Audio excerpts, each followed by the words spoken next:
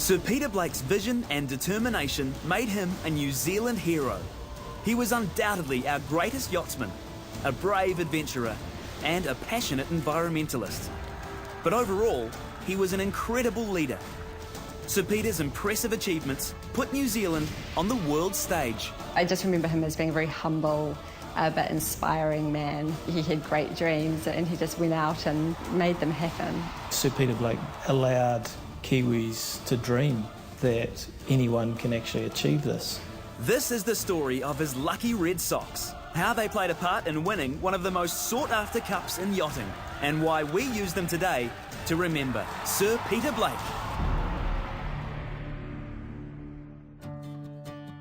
Sir Peter was a regular Kiwi guy who grew up in Auckland. From an early age, he developed a love for the ocean. Sailing became an early passion, and he was only 7 when he began racing competitively.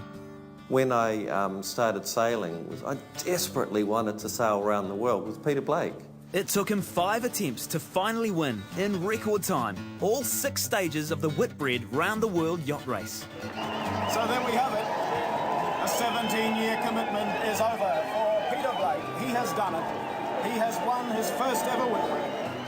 4 years later, he raced the catamaran Enza non-stop around the world and won the Jules Verne Trophy, breaking another record. They've done it. 74 days, 22 hours and 17 minutes, and none more thankful than Peter Blake himself.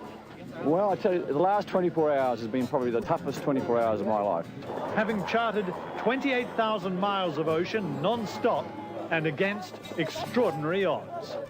Sir Peter's next goal was to win the greatest of all yacht trophies for New Zealand, the America's Cup. His wife, Lady Pippa, often gave him good luck socks to wear during his campaigns. When New Zealanders discovered this, many thousands of people started wearing red socks to keep the team winning.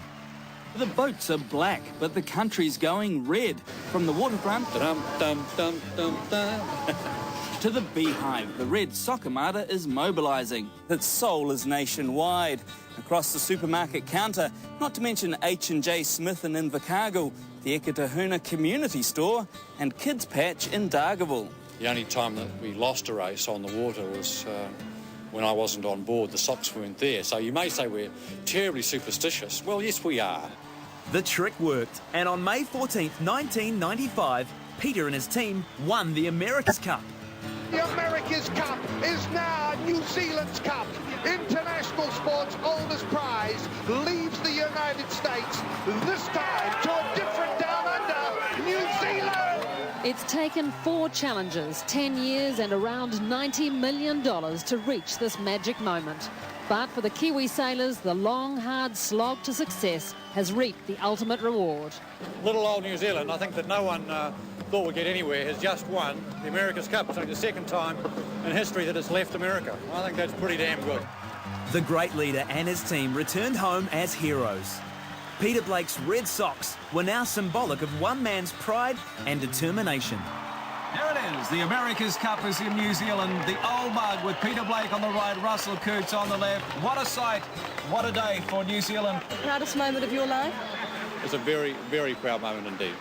In 1999, the world watched when Auckland hosted the next America's Cup. I remember standing in my lounge watching the TV and seeing hordes of people across the viaduct, and I looked up onto my mantelpiece and I had my red socks there, and I just thought, this man, Peter Blake, what an inspirational leader. With his inspirational leadership and focused confidence, along with meticulous planning and his red socks, Sir Peter again won the cup for New Zealand. Team New Zealand complete the first successful defence of the America's Cup outside America. The America's Cup is still New Zealand's Cup. Do you realise we've just won the America's Cup again? Oh, Peter. As usual. Oh, not bad, eh? Indeed, some say this is Blake's best. I guess success. Sweet. Yeah, we're there. The following year, Sir Peter Blake retired from yachting to draw the world's attention to environmental issues. During his global races, he noticed the amount of pollution in the world's oceans and became concerned with the health of the sea. When we'd sailed around the oceans, he'd seen what was happening to the oceans and he wanted to make a difference. He wanted his legacy to be more than just a guy who won a bunch of yacht races. He felt compelled to educate young people about the environment, so he created Blake Expeditions and sailed to some of the world's most endangered waterways to highlight the problems he found there.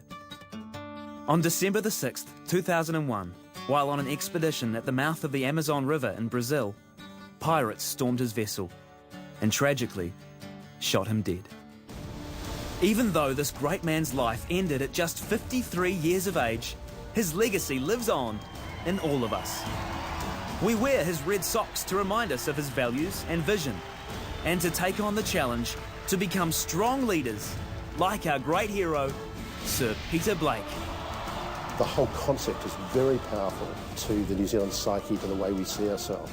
And it's a demonstration of, yes, it is possible. That is the real legacy of Peter. That's the power that he's given us as New Zealanders, to know that at that level of performance we're capable of.